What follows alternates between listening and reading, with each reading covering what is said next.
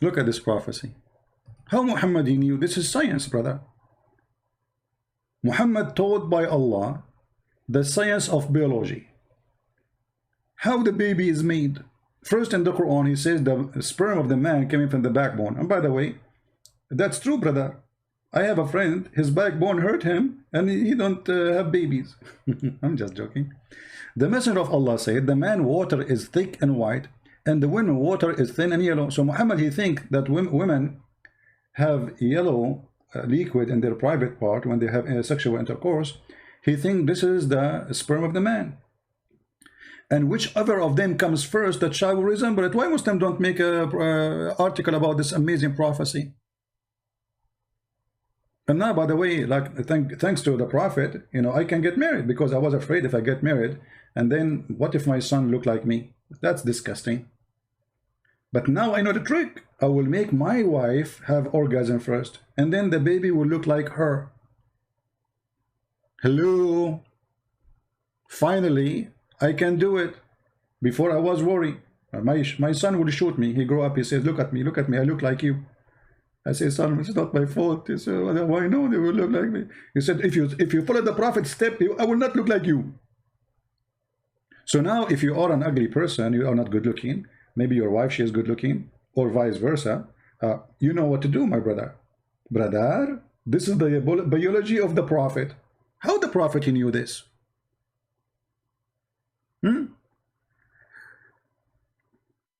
There is no way Muhammad is not a prophet. This is proven to be correct, scientifically correct.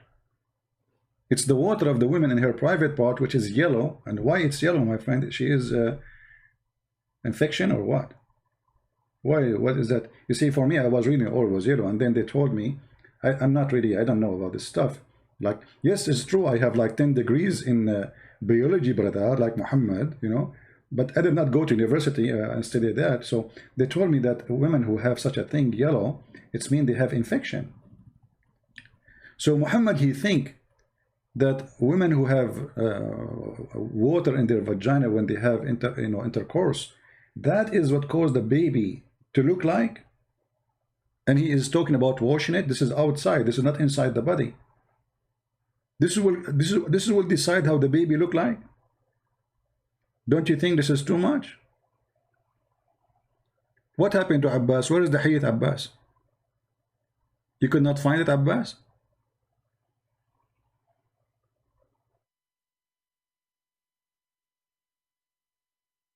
So obviously Muhammad is a true prophet. You know. Otherwise, there's no way he will know. This guy doesn't know how to write, how to read. How he will know this? It's impossible, brother. And then the Quran comes and says women have a sperm coming from their ribs. And by the way, it's true. Once I was in the beach, I was naive at that time because I was studying the Prophet teaching. I saw a woman, she have something like in her chest. I thought this is lotion, you know, she put like, you know, for sun blocking lotion maybe. I was naive, you know. And later I learned from the Prophet, from the Quran, that women have a sperm and come from the upper side of their chest. Look at this filthy woman. She have a sperm, she have like, you know, those are not the breast, by the way. Those are breast testicles, according to Muhammad. Women don't have breasts. Those are testicles. They are big, by the way. Alhamdulillah.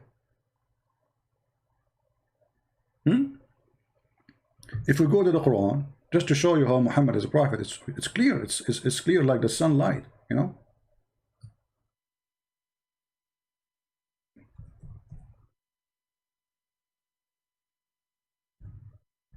How you can deny that? I mean, we cannot. I mean, stop fooling yourself. Muhammad, obviously, is a prophet. Chapter 86, verse number 7. It's a gushing fluid coming from between the backbone and the ribs. The backbone of the man and the ribs of the women. How Muhammad knew this? That's amazing. And thank God I am still single. You go to the bedroom, you know, and your wife, she take off her bra. Instead of seeing breast, you see testicles. That's scary. And they are big. Like, what? Get ready. I don't know how good you are in jumping. If you are in the first floor, it will be fine. But if you are in that 20th floor at that moment, this is why I advise you before, you know, in the wedding night, don't take high floor. What if she have a breast testicles as you see in the Quran? What you will do? And you want to jump? You send me the hadith in Skype? No, Skype. No, my Skype is not connected to my system here. I have only the sound. Post it there, post it there.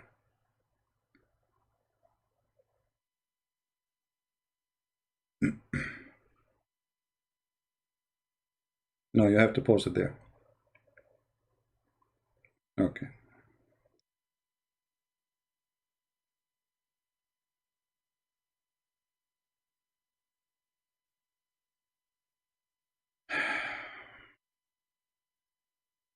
Alif Lam Mim, the Romans have been defeated in the nearest land.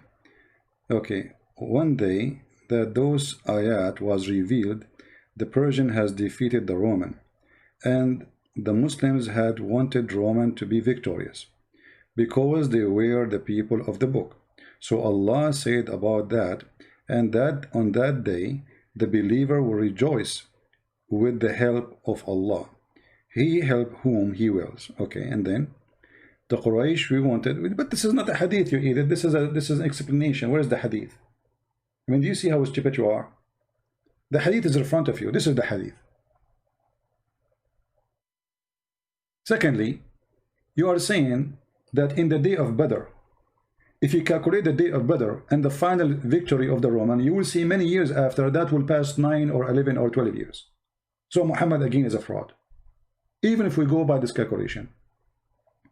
Because in Arabic he used the word bida. Bida have to be between 3 to 9. As simple as that.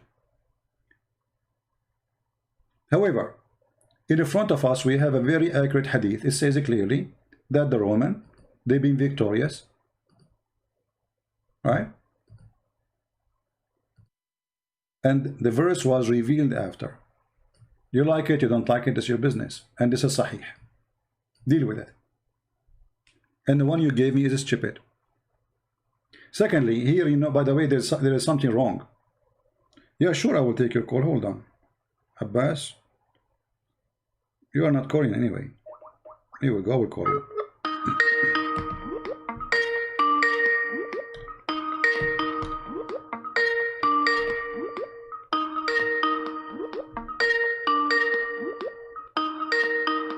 Answer, Abbas.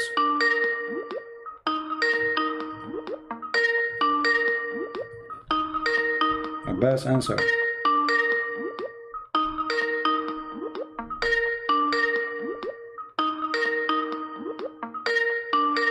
What? Are you going to answer or what? Okay, hold on, let me mute.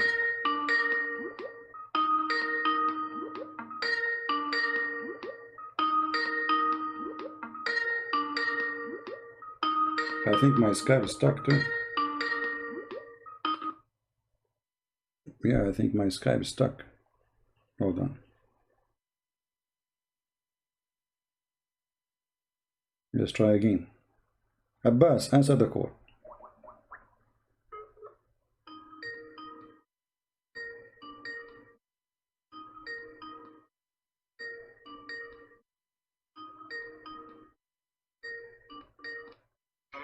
Yes, Abbas, go ahead. What do you want to say to us? I'm calling you from the other. Can you take my call, because on this one I don't have headphones. I'm calling from the other number. Can you take my call, please? You are not calling me other number. What number? What is the name there? What is the name there? How I know it's you? Is that you, Susu? You call yourself Susu? Who is this Susu? Hot Susu. Abbas is the hot Susu? What is that? Alicia. Abbas is Alicia now. Amazing.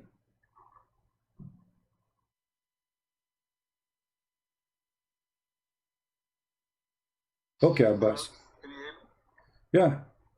Go ahead. Hello, CP, can you hear me? Yes, I hear you, Alicia. Go ahead. Yeah. Right. Yeah. Okay. So, why you didn't read the hadith I gave you, man? Because that will expose you. Go ahead, read it. No, you see, I'm looking for it here in the screen to find it, so we can put it in the screen, so we can laugh together. You know. No, that's okay. People can hear it. Just read. Okay, go read it. Okay, go read it. Read it. Okay, go read it. Go ahead, read it. Here we go. You are with me. It's a very long hadith, and I'm pretty sure you know about this hadith, but you my friend, the hadith you gave me, first of all, is not even a hadith. Secondly, we have a Tirmidhi. We have a Tirmidhi, the same book, authentic, saying that the verse revealed after they've been victorious. How you can refute the first one? And I gave you the hadith, which is in detail. Okay. So which one you're going to take? My for friend, your own advantage, you're going to take something. Is the one you gave me is Sahih? Of course, it's Sahih. Okay. Is the one I gave you? Okay. Is the one I gave you is Sahih? The one you read is Sahih, yeah, but this one in detail. So hold on. So read with me carefully. There's no difference. Obviously, this is what happened. No. Read carefully. Here we go. Okay. You see, because there is. You see, the difference is that you are a fool and you think there's a difference. Here we go. This is the same writer. Sure. This is the same writer saying, read carefully, that in the day of Badr, the Roman had victory over the Persian. Yeah. Does it say that? Yeah. Does it say that? Okay. Abbas. Does it say in the day of Badr, the Roman had victory? I can't see your screen. Doesn't matter. We show you the hadith already. Come on. One second. So I'm not on YouTube right now. Okay. One minute. Because I'm using this is my iPad. I'm calling you from the phone I'm using for looking up for the hadith. All right. So that's why. Just one second. Wonderful. No problem. I think I'm going to mute. Okay, screen. Just 1 second. Can you hear me? Yeah. But, so now? How I'm going to mute YouTube right now. Okay. That's right. I read the hadith what you just gave. So when this happened, my friend Abbas, let us speak as a whole. Stop asking me questions. When this happened, no. When the verse was revealed, here is so clear. When this verse was revealed, please read for me. Finish your whatever you want to say, then I'm going to speak, and don't interrupt me. No, we are having a conversation. When that verse was revealed, read for me, please. But according to this hadith? Yes. Oh, I see. You already made your point. So, now can I make my point? Okay, hold on. You see, why are you so afraid, man? Who is talking about making my point and making your point? Does the hadith says that the verse revealed after they have victory? Yes or no? Make your point. Then I'll make my point. Don't ask me what make my point? I repeat the question 1,000 times. Yes or no? Yeah. Okay, when you finish, then I'll tell you everything. Yes or no? Why are you afraid, man? Okay, yes or no?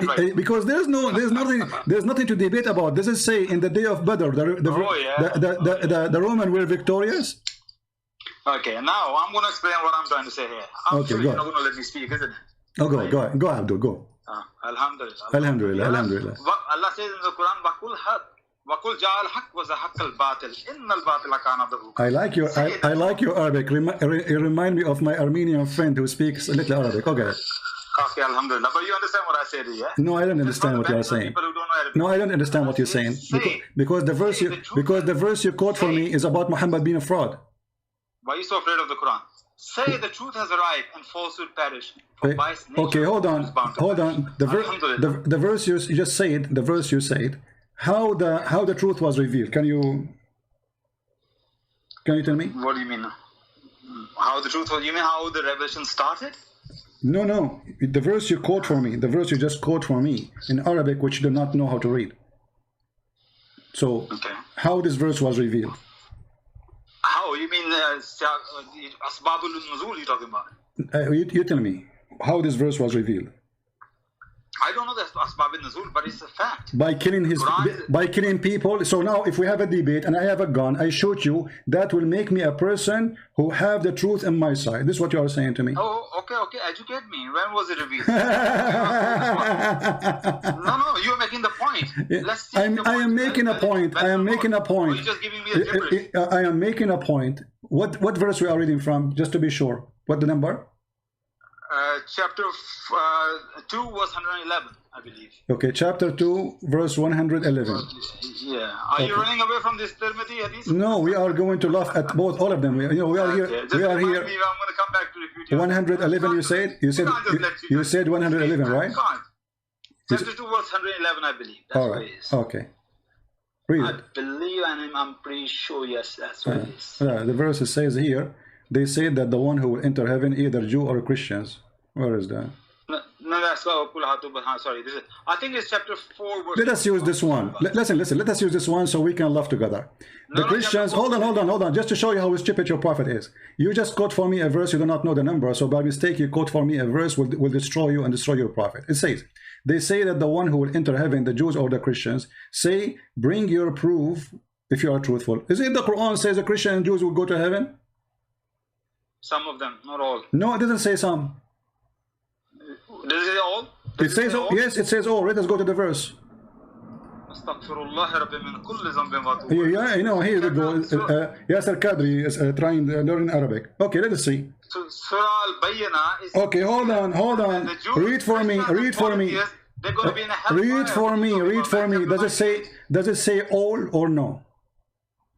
Sorry? Does it say all the Jews and all the Christians will go to heaven, and even the Sabian? Chapter, absolutely no. The same chapter, chapter 2, verse number 62. Even all Muslims not going to chapter 2, okay, read, no problem, read. Chapter 2, the same chapter, chapter 2, verse number 62. Chapter 2, verse 62. Yeah. Are we changing the topic here right now? No, we are not. No, we are not. You showed me nothing. Okay, what you are showing me, Abbas, what you are showing me, you are telling me that we Muslims are a bunch of idiots. We say something and we say the opposite second page. This is what you are saying to me. Thank you. No. Well, here we go. Okay, if you want, we can go back to that topic. Does it say in the Hadith that this revealed after they've been victorious? Yes or no? No, and never. What do you mean no? Read it. Okay, here we go. Read it. Okay, read it. Okay, read it. No, read it. No, read it. No, read it. Read it. It's in front of you. Do you know the reason? In which day, Abbas, in which day, let's make it simple. In which day the Romans were victorious? Okay. In which day? May I allow to speak? What's wrong with you? We are talking. You see, you quote for me the other verse. We go there. You are saying, "Are you change topic?" We go back here. You want me to speak? No, but you're not letting me. I'm asking you, in which day, in this hadith, do you agree with this hadith? Yes or no? First, do you agree with it? Yes or no? Yes or no again. Do you agree? Because we don't wanna make it. You're trying to confuse yourself only. Either you say you agree with it. We want to know your point, where you stand. Do you agree with this hadith? Yes or no? Oh, not with your understanding. I understand the hadith. I'm asking you, not my understanding, your understanding. Do you accept this hadith? Yes or no? I accept hadith with the context, of course. This is not a question. Do you accept this hadith as it is? Yes or no? This hadith is not in full context. That's what I'm telling you. My friend, the full contact or short contact, does it say on the day of Badr the Roman had victory over the Persian, so the believer were pleased with that, and then the following verse was revealed? Does it say that or not? Okay. Again, yes or no? Am I allowed to say anything? What do you mean you want to say anything? What do you mean you say? Does it say that or no? Okay. Does it say in English, Abdul, you speak English very well, better than me. Then the following verse was revealed. Does it say? That's not a compliment. Does it say then? Does it say then? Does it say then the following? Yeah. Again, yes or no? Was revealed. Does it say, okay, no, I don't want to waste my time with kids. You're a kid. No, just get, get up.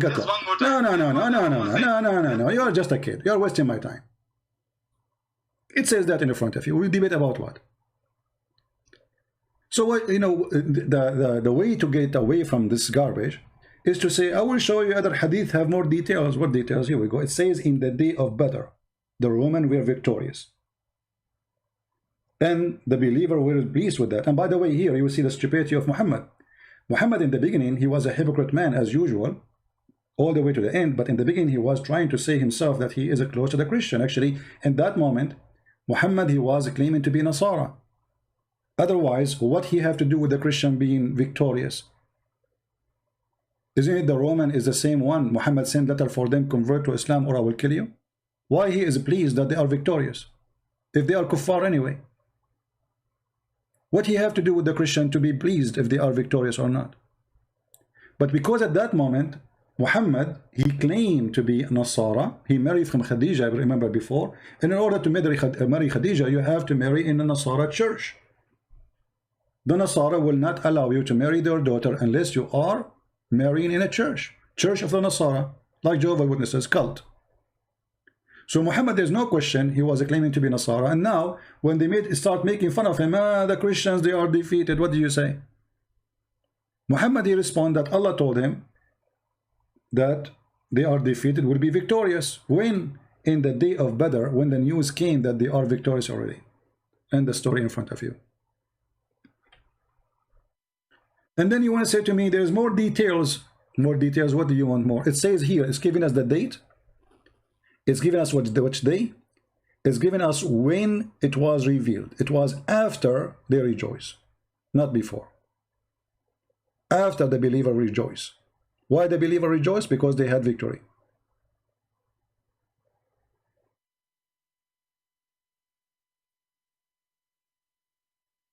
Same time, if I say the American, they have victory or they lost. Let us say they went to Vietnam, they lost. And they will have victory. Well, they have victory. I mean, this is a great, powerful army. They lose, they win. War is long. Especially if you are fighting long war with the same nation. Today, this is a battle. This is not a war. Actually, they won because the final victory of the Roman was way long after.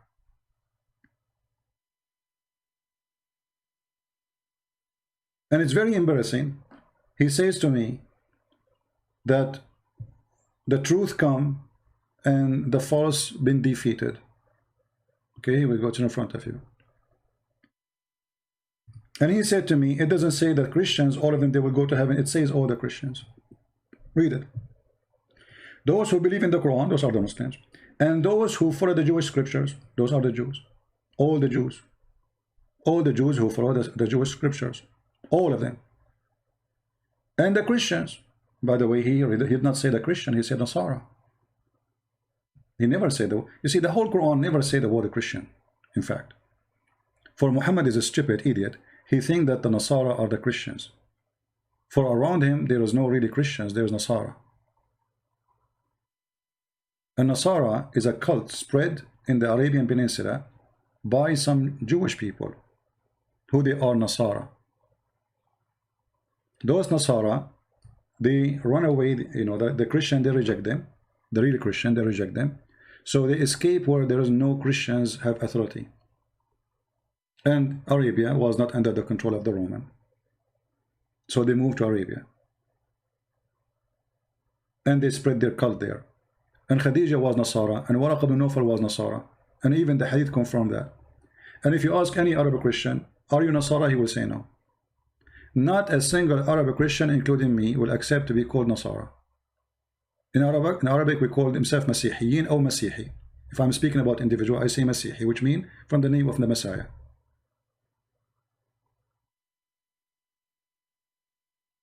All those, and Muhammad, because he is big hypocrite too, in front of the Sabian, he's a Sabian, so he promised the Sabian to go to heaven, but the Sabian, they worship stars.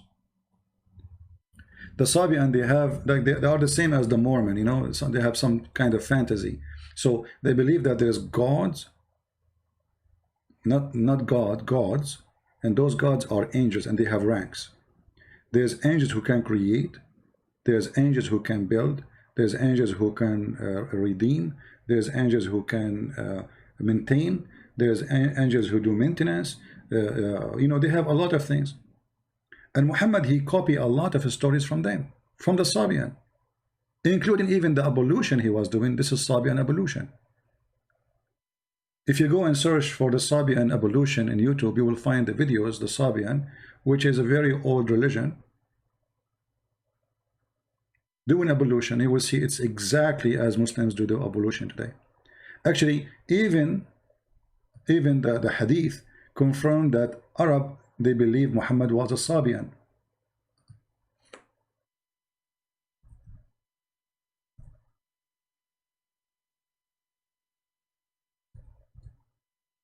Let us see if we can find it. Hold on.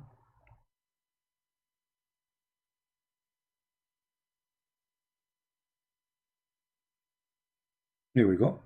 You will find that when Muhammad and his gang, they were traveling, they found a woman, she have water, they want water.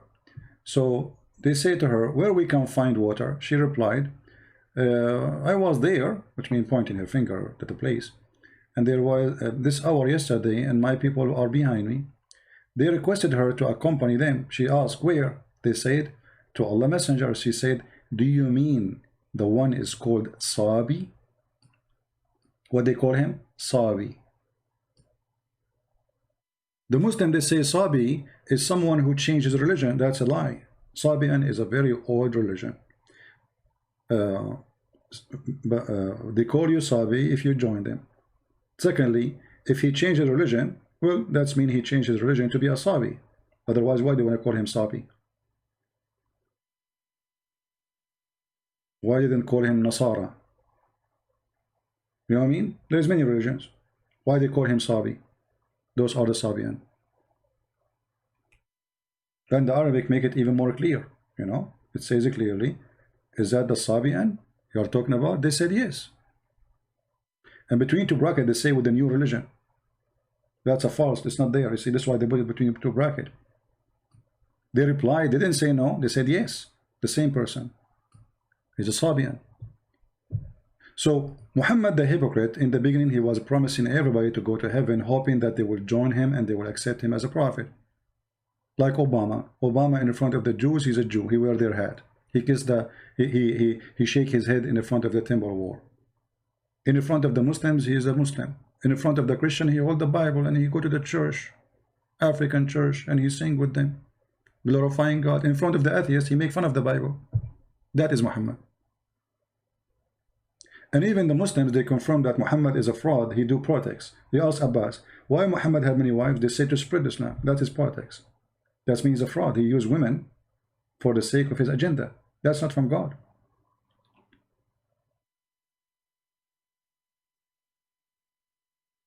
And the second you ask them, does it say that? He will not answer yes or no. I mean, why we need, you see this, when they try to explain a very simple answer, that means there is something wrong. Why you cannot say yes or no?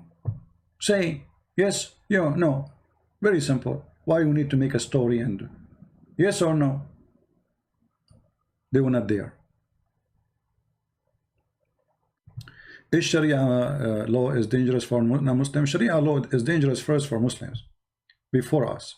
You know, this is why the Muslims, they don't want it. Do you know which country they practice Sharia law? I don't know any.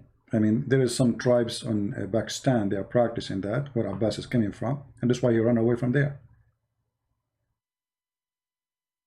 Some places in Afghanistan, maybe. Even Saudi Arabia, they are not practicing Sharia law no more. I saw a video of a guy taking video in Mecca, and he is not a Muslim. Then the crown prince is changing everything. Women, they can drive. Women, they can travel. Women, they can have their passport. They allow people to sing. They have dancing parties. They invite singers from around the world. So even Saudi Arabia is trying to separate itself from the cult of Islam. Right? Not a single Muslim, all those potatoes, you see them in YouTube speaking about Islam, not even one of them would love to see Sharia law practiced. According to Sharia law, if you wear jeans, you will be punished and they will break your legs. Go and watch Al-Qaeda and ISIS videos. For wearing jeans, they will beat you. You cannot. A woman, she cannot sit in the chair because the word chair is a male. How a woman, she can sit in the chair? You cannot have a store for lingerie and the lingerie is in the display. You have to hide it inside. And then women, they do inside what they do inside. I mean, you have curtains, so now they can do more evil stuff. Like what happened to Nabhan al-Tammar. If you remember the story of Nabhan al-Tammar, when he came to Muhammad and he told him, I did with the women what a man, everything the man do with the women except intercourse. Muhammad, he said to him, don't worry, this is lamam.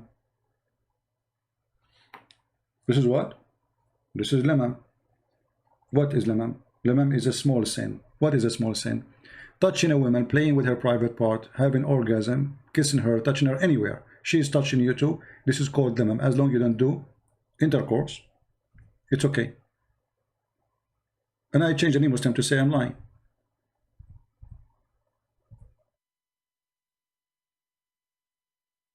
So when we say Sharia law is a joke, if a person he go home and he found his wife cheating with somebody, he need to bring 4 witnesses, and they have to see the private part of the male go and, excuse my language, inside the private part of the female. How you can do that? So you cannot punish her. You have no right to do anything because you have no witnesses. Right? How a woman, she been raped, she's going to prove that she been raped? She need to bring 4 witnesses? If you read the whole Quran, by the way, you will not see even where it's speaking about rape. I mean, how such an important topic is dropped in the Quran? How the Quran did not forget to say that you can do limam and it's okay. You can take a married woman. Imagine a married woman, not a separated woman, not a woman in divorce. She is in the house of her husband. They are married and they sleep together. She go to do shopping. She come to the companion of Muhammad, and he play with her, and he do everything the man he do with the women except intercourse. Muhammad, he gave in this verse. He says those who avoid the greater crimes, shameful deeds. This translation is very funny. Where is the lemon?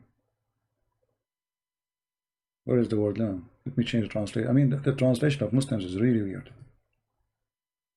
You change the translation, you feel like you get a new book right away. Look at this. We just change the translator, both of our Muslims. And those who avoid the greater sin, and al-fawahish, fawahish, which is illegal sexual intercourse, etc. When they are angry, they forgive. What is that? Where is how you avoid it? How you avoid those? If you do limam, you take a woman to your bed, you do with her everything, and this is not a big sin. Because he did not do intercourse.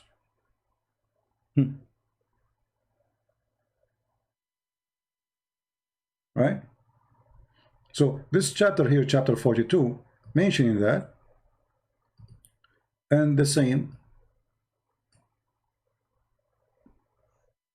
in chapter 53, verse number 32. Here he add, illa lamam, they translate it as small faults. How this can be small faults?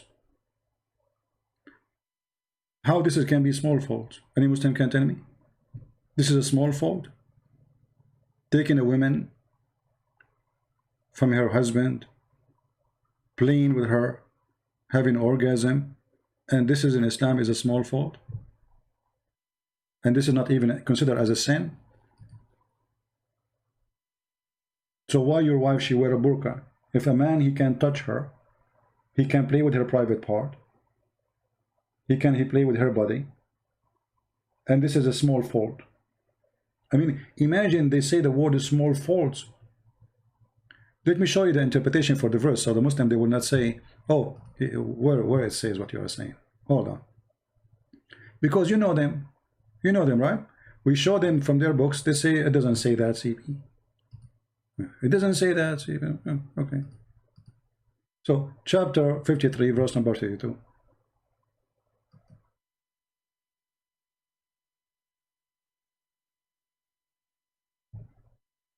Give me a second.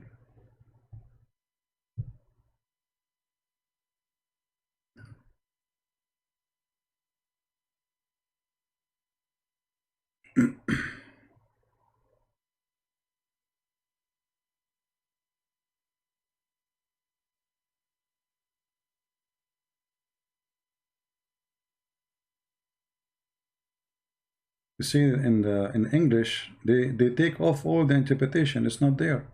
I cannot find the story of Naban al-Tammar in the book here in the website. Let me see a different one.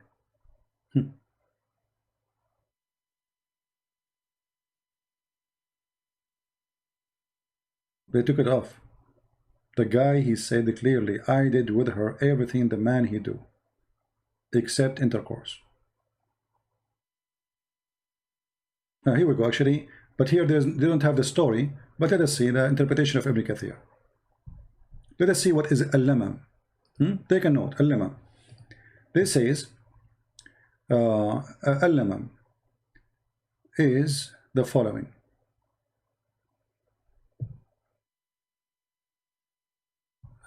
Commit zina by looking, the lips by kissing, and the hand by transgressing, and the feet by walking, and the sexual organ either materialized or etc. by sexual intercourse. So if you have sexual intercourse, that will come from the adultery. If not, this is all is a lamam. Let us see different place.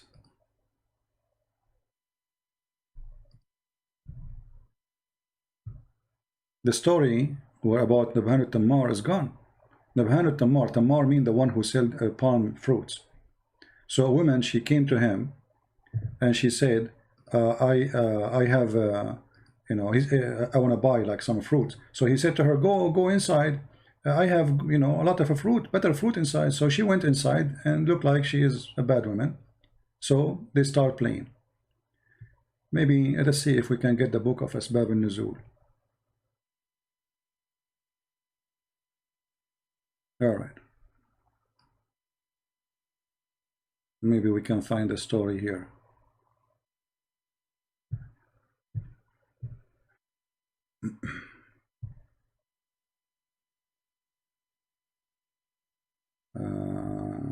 Look like the story is not in this one.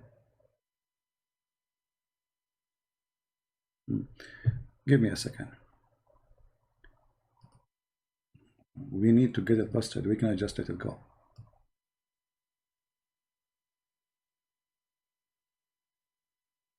That's to show you how the English books does not present what is written in Arabic.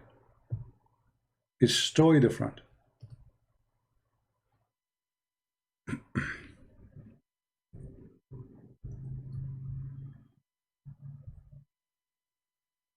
All right. This is Tafsir Al-Qurtubi. It says here, إن هذه الآية نزلت في رجل كان يسمى نبهان التمار. This verse came in a person, his name is Nabhan al-Tammar, and he used to have a store where he sell fruit of palm tree. A woman, she came to him, and by the way, her husband was doing jihad. He's a Muslim fighting for Allah, to come and to buy from him fruits. He said to her, oh, inside the store we have better than this. So she went inside, and then when she went inside, rawadaha, so he asked her to sleep with him, and then she refused and she left. This is here the story. And then he came to the Prophet. He said, let us see what happened.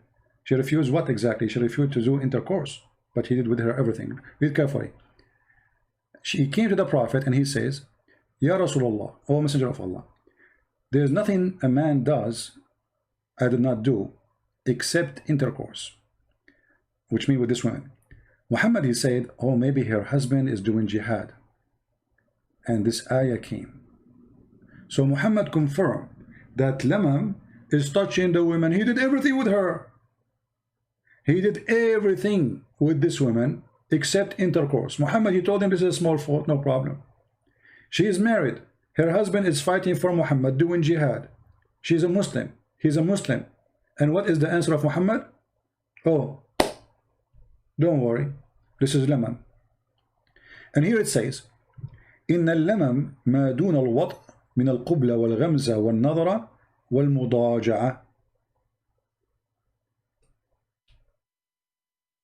Lamam is anything before do intercourse, like kissing, blinking, or like, you know, like touching her, like punching her in her bum or somewhere, or looking, or even laying together. So if you lay together with the woman, she is naked and you are naked, it's okay. This is lamam. Kissing is okay. This is lamam. Touching each other, this is lamam. Don't do intercourse, you are fine. This is religion. And here we go. This is Tafsir Al-Qurtubi, as you see in the front of your eyes. I can give you the link actually. You can translate, but let me get you more, because this page is long. I will give you a shorter. Here we go. This is the official government website of the Kingdom of Saudi Arabia. Here we go.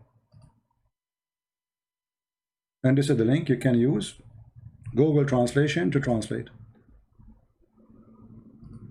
This is what? The official government website of the Kingdom of Saudi Arabia.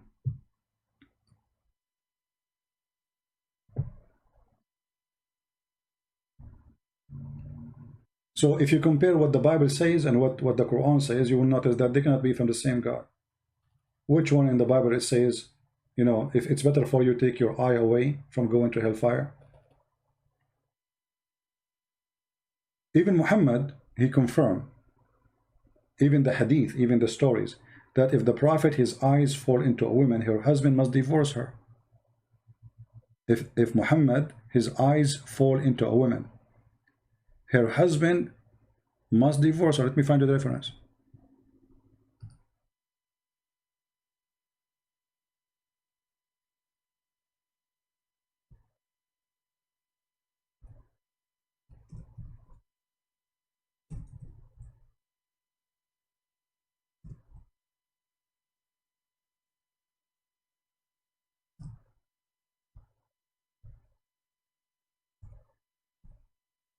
And look, we open our program today to show people that Muhammad have no prophecy, and no Muslim he come to us with the answer.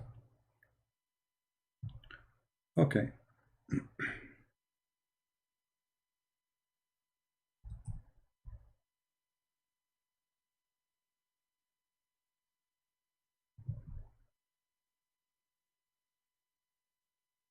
Here we go.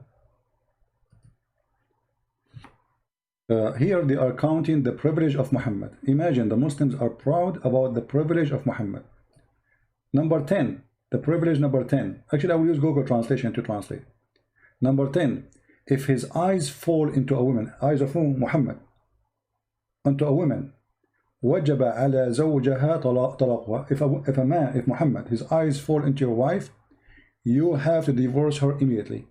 Let us open it in Google browser, because I'm not using Google browser now, and use Google Translation. Does it say what I'm saying? Absolutely.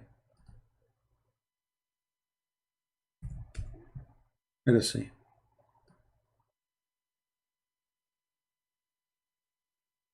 All right. You know, Google Translation is not accurate, but you know, it helps. Better than nothing. And the problem with Google Translation, you know, especially when you are reading in like an old classic language, it has difficulty to translate those things. So we will use Google Translation. Here we go. Translate. We don't want to translate to Arabic. We want to translate to English. Change languages. It says unknown. Okay, Arabic.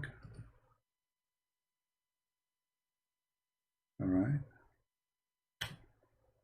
Why this thing is coming Arabic? Choose another language.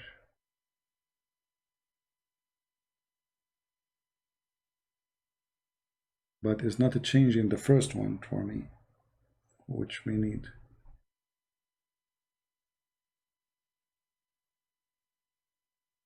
All right, let us see.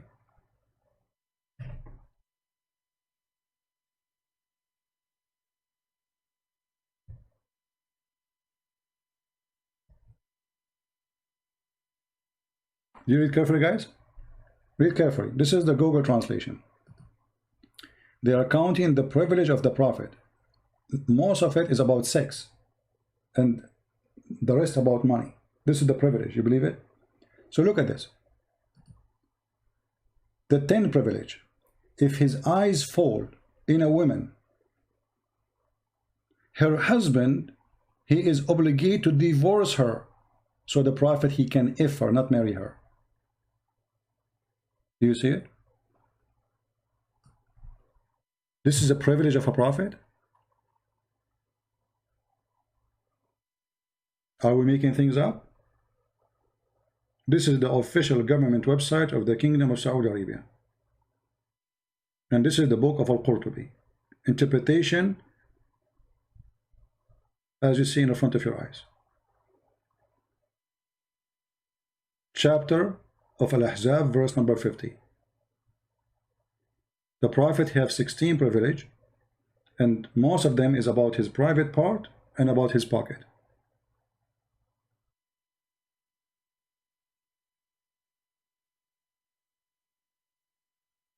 Right? Yeah, Abbas, don't change the topic. Do you agree with that hadith or no? And you got a list of Muhammad prophecy, like what? The first one, it was a fraud. We showed you the prophecy of the Prophet about orgasm. What about the Prophet prophecy about women have a sperm coming from the upper side of their ribs? What about this one? What we would do with it? Let us see if this is true. You see, Abbas is trying to change topic. Embarrassing. If Muhammad, he went to the house of Abbas, with my respect to his wife, and he liked his wife, Abbas, he must give her his wife to the Prophet. And I'm sure Abbas would not mind, by the way. He's very open-minded. You know? I mean, they say, myself and my mother and my father for you, Prophet. Anything. The wife, take the wife. Sleep with the child. Right?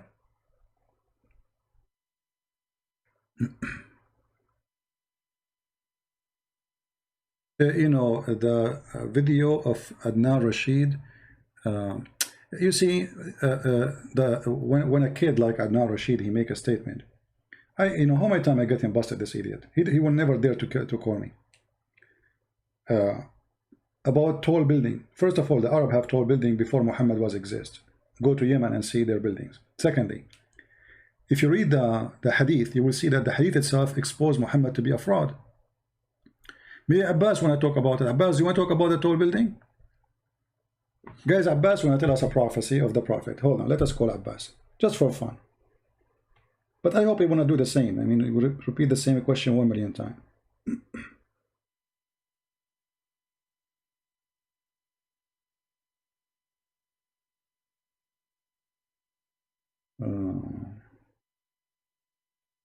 Dr. Yasser Qadi added me in Skype. Let me block you. We don't have time for kids.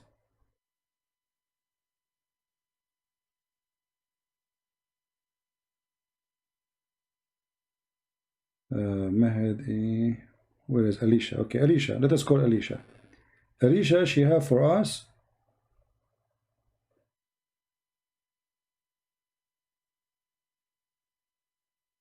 a list of prophecy.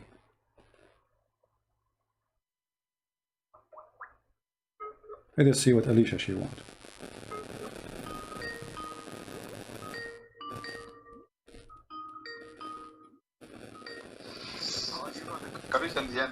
Hey Abbas. So, before I give you the prophecies and miracles of Muhammad sallallahu alaihi wasallam, can I ask you one simple question? You want to ask me a question now? Is that about if one simple question. If the Prophet saw you? Answer is only yes or no. Is that answer is only yes or no. Go ahead. But do you promise me? Do you promise me? Do you promise me? If we do this, it will go for you and for me. If I say yes or no, you will not say you don't want to play games. No, I just want to answer yes or no. No, I'm saying okay. I will say yes or no. I will say yes or no. I will say yes or no. But do you promise me? If I ask you the same question, you will not say. I will not say yes or no the same. Or this is only will go for me. The next question you're going to ask me, I will do the same thing as well. Just okay. Go ahead, Abbas. Go ahead. Okay. Now tell me, is your Bible still a book of frauds? Still a fraud book? Still? Yes or no? Still? Is your Bible is still a book of frauds, a fraudulent book? Well, never was to be, you know. That's a false. No. Answer is yes or no. The question is saying still. Well, still. You have to take the word still. You have to take the word still off the question. That's not the answer. No. You have to take the word still from the question, because if I say not still, that means it was a fraud. You see, Abbas, don't be a kid. Don't be a kid. If you're asking me, is the Bible is the book of a fraud? I say no. It's your Quran, and the proof of that, you're a prophet. Here we go. You are the one saying. You are the one. I answered you. My book. My book is not the book of a fraud. And let me get you busted. Is it your prophet? No. Is it your prophet? I'm not changing your question. We are on the topic. I am not changing your question. Is it your prophet who took an oath? Is it your prophet who took an oath in my book? Shame on you. First of all, shame of you to say that my book is a book of a fraud when your prophet, he took an oath in it. Did he? CP, that's not the answer. Answer is yes or no. This is the answer. The answer, my book never was a book of fraud. Hey, I'll give you the answer. Never was the book of a fraud. Answer is yes or no. Never was the book of a fraud. No, you need. You see, you are a coward. You are a coward. You are a coward. You are adding the word still. So if I say no, it's not. So you are going to say, oh, so it was a book of a fraud before. Now it's not. By adding the word still. It's a very stupid. You are just a kid. Abbas, did you a prophet? Okay, did you a prophet? I answered you. I gave you an answer. I said no. My book. Shut up. My book never was a book of a fraud. No. Did your prophet swear by it? You didn't give me the answer. So I gave you. It was only yes or no. Did your prophet swear by the book which you call a fraud? Yes or no. Did your prophet swear by the book you call a fraud? If yes, that means he's a fraud. Thank you. Go ahead. How you answer this? No, he didn't. He did. No, he didn't. He did. The hadith in front of you. Here we go. No. The hadith is Hassan. It's not authentic. The hadith. Oh, Hassan is not good now. What Hassan mean? No, Hassan. Okay, one of the grandsons of your prophet. His name is Hassan. What Hassan mean? No, when it comes to hadith. Stupid. Answer. What the word Hassan mean? The name of the grandson of your prophet. His name is Hassan. What Hassan mean? Hassan in the name. What's mean? What do you mean? Okay, what Hassan? Why do they call him Hassan? What does that mean? Good, isn't it? It's good. It's good? Hassan is good. Yeah. Okay, so what's the problem now? Guys, it's good. The hadith is good. So what's the problem? I'm telling you the problem. What? It's good, but it's not authentic when it comes to hadith. How you call it good? How you call it good, but it's not authentic, you idiot? Okay, tell. So if it's not authentic, Abdul, just to show you how stupid you are. So you call it good, but it's not authentic. So you Muslims, you call something good, but it's not good. That's where the charlatans like you came and played with the words. Abdul, Hassan is a rank of authentic hadith, you liar. Hassan is a rank of the authentic hadith. Mr. Scholar, tell me one thing. Why it's not authentic? Why is Hassan? What is missing? Okay, can you show me one scholar he said this hadith is not authentic? Challenge to you. No, the book, open the book of hadith. It says Hassan. Okay, can you show me? Okay, it says Hassan, and I ask you what Hassan mean. You said it's good. You are the one who said to me it's mean good. So the scholar they say it's a good hadith, which means there's no problem with it. Why it's not authentic? So how it's not authentic? Abbas, just get lost, Abbas. I want an adult to talk to me. What we got is just a kid. Look how stupid they are. I mean, the hadith is good but not authentic. So how you call it good? How you describe it as good if there's no proof of it? Because if it's not authentic, it's mean nothing good about it. You go to Abbas, you ask him, is this pizza you are delivering good? He say yes, but it's not authentic. It's not made by pizza, it's made by poo-poo. Do you see how they are? I mean, right away when they accuse us with something, they accuse their prophet. If this book is a book of a fraud, how this idiot Muhammad, he says, okay, bring the Torah for me. And then he took the Torah and he put it in the top of a cushion. And he says, I believe in thee and the one who revealed thee. And then they say to me, oh, this is not authentic. It says good. What Hassan mean? He says good. It's not me who said the word good, which make it more horrible. So look, before they used to hide behind the word da'if. Da'if is not there. So now we play behind the word Hassan. Hassan is good. Good is bad in Islam. When Muslim, brother and sister, when we Muslim we say it's good, it means bad. It's like a secret code between us, brother. It says good. It's bad now. In the top of that, who is the one who said this is rejected? Nobody. In the top of that, isn't it the Quran confirmed that the Bible never been changed? And there's tons of verses. مصدقا لما معهم مصدقا لما بين أيديهم. Look how many verses confirm. وآمنوا بما which Allah has sent to you مصدقا لما معكم. What is what معكم? To what is with you. Believing in what is with you. Do you read it? This is their stupid Quran. And believe in what I revealed, confirming what is with you. What is what? With you. So the Quran, are you going to say this is da'if? He confirmed what is with them. What is with them? The Torah and the Gospel.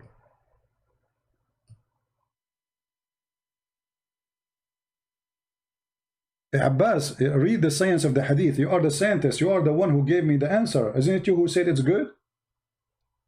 Guys, Abbas is saying to me, read the science of the Hadith. Science of what? You Muslims have no science about anything.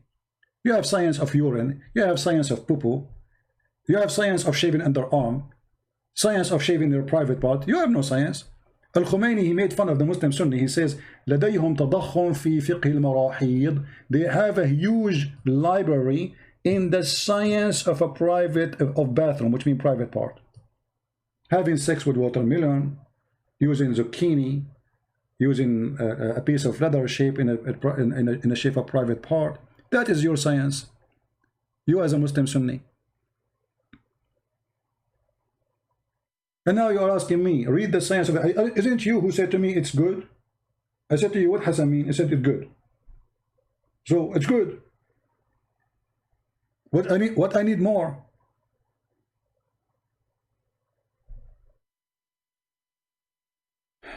Farah, is he a Muslim? Only Muslims we will take.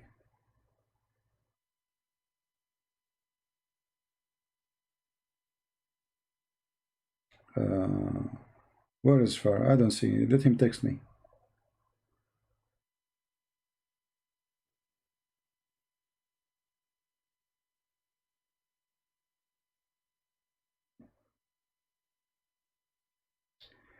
He will prove that Christianity is not the sole way. This is a guy from Pakistan. Let us see this guy.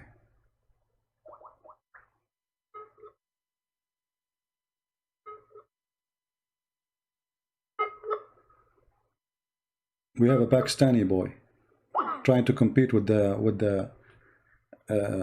Alicia.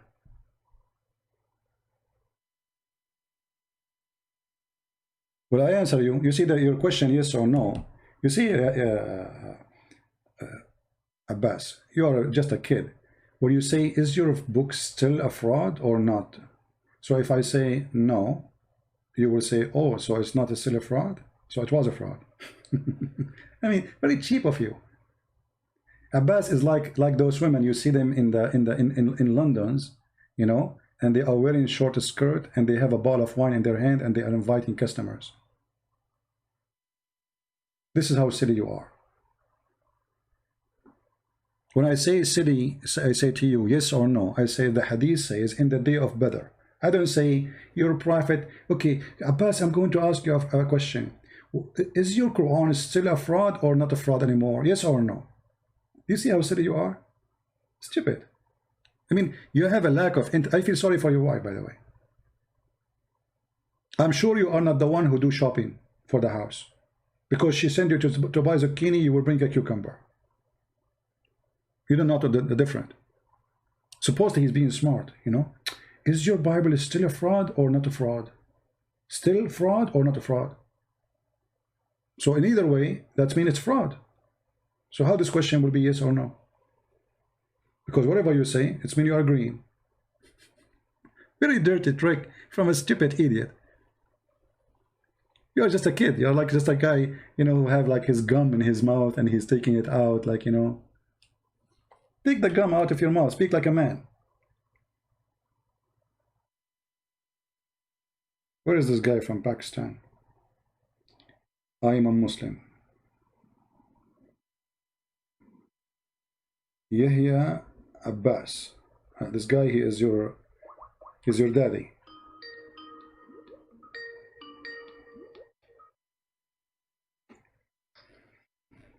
Yes, my friend. You are live on air. What do you want to say to us, Mr. Muslim? Hello. Yes, Mr. Abbas. What do you want to say to us? Hey, how you doing, man? I'm a big fan. You said you are a Muslim. I just want to say, hello, can you hear me? Are you a Muslim or not? Sorry, I'm having a hard time hearing you. Hold on, wait, I'm going to change my mic. Are you a Muslim or not? Hold on, let me turn on speaker. Okay. I'm saying, are you a Muslim or not? Yes, I'm on speaker now. How you doing? No, this is not the question. I'm asking you, are you a Muslim? Are you a Muslim? Oh, yes. So how you say to me, how you say you are a fan?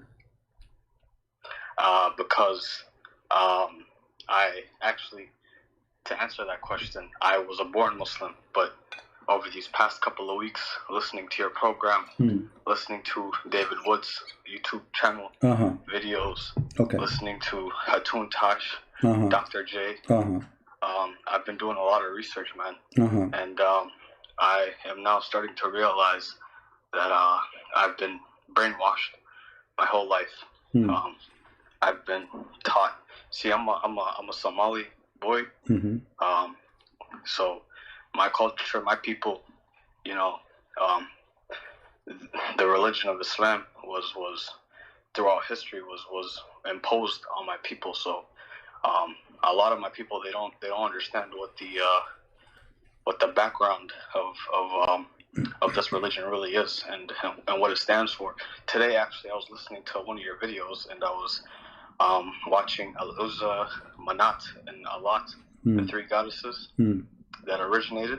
And that's very interesting because that really makes sense on why the Islamic symbol is a moon, you know? I've always wondered that, but nobody answered that question growing up. So I'm a fan because from this moment on, I wanted to let you know on your show, I am not a Muslim. All right. So I have left that paganism of a religion, and it was all thanks to you and a lot of other people. So I want you to know that. All right. Well, not don't thank me, my friend. Thank the Lord. And I hope that the Lord will open your eyes and you will be what you want to be. We are here just to help people, and the Lord is the only one who can help you for real. Do you? So now you left Islam, but what about, you want to be a Christian? What do you think about Christianity?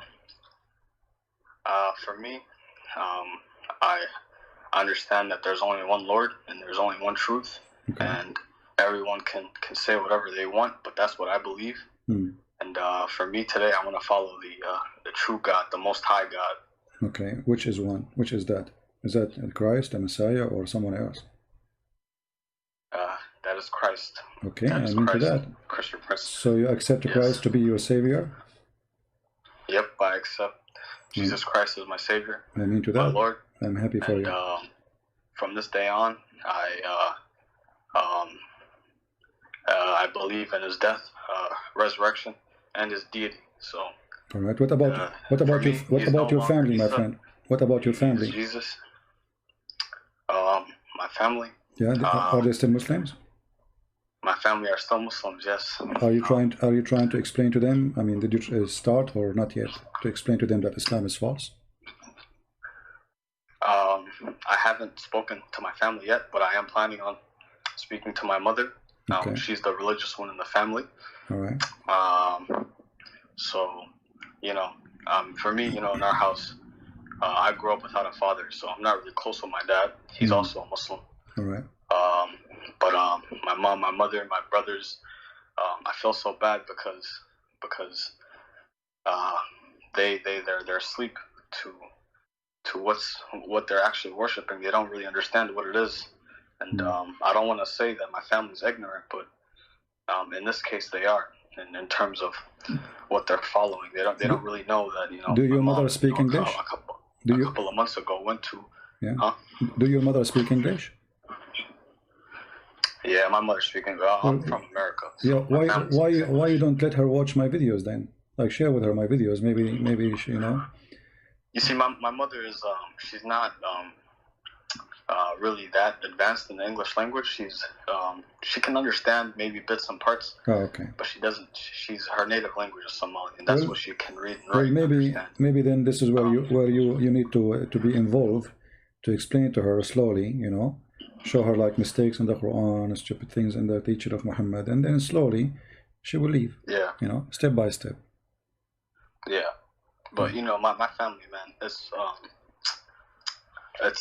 they're very, very religious, and I know I'm already expecting the fact that they're gonna.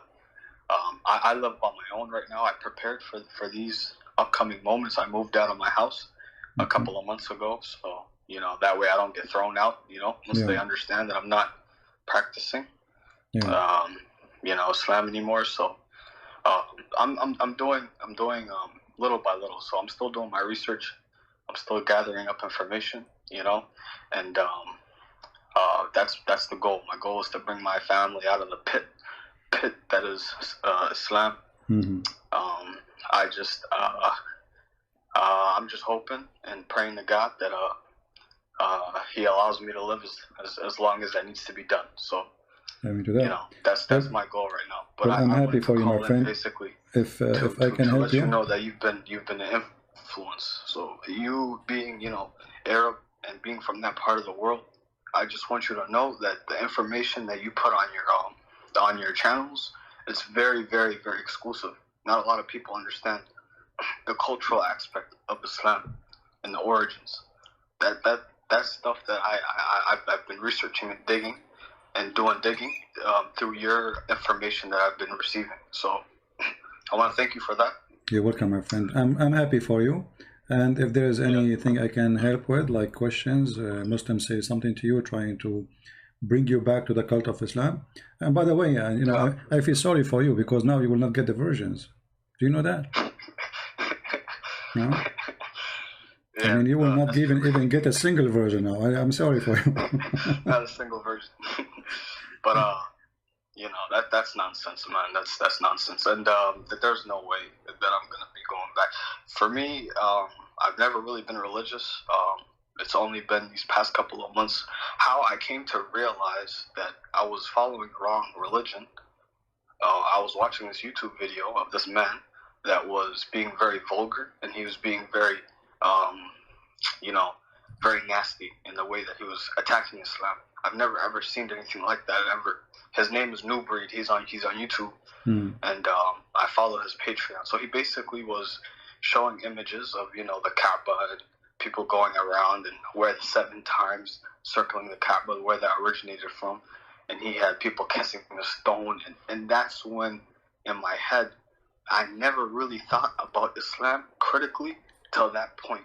Where in my head I finally started to realize, you know, what is the stone and why are we kissing it? You know, why are we going? My mother, she went to Umrah like a couple of months ago. So she went there, she kissed the stone and everything. She went around. I didn't get the chance to go with her, thank God.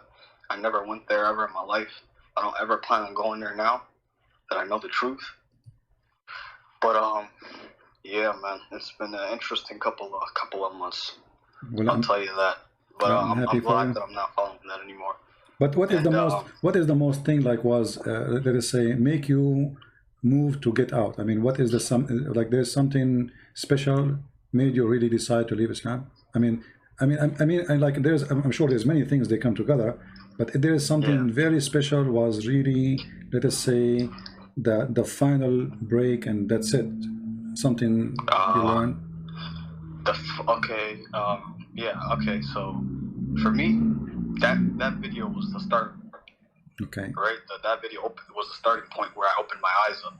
So from that point, before that, I never critically thought about Islam. I never criticized it because it was taboo. You know the Islam.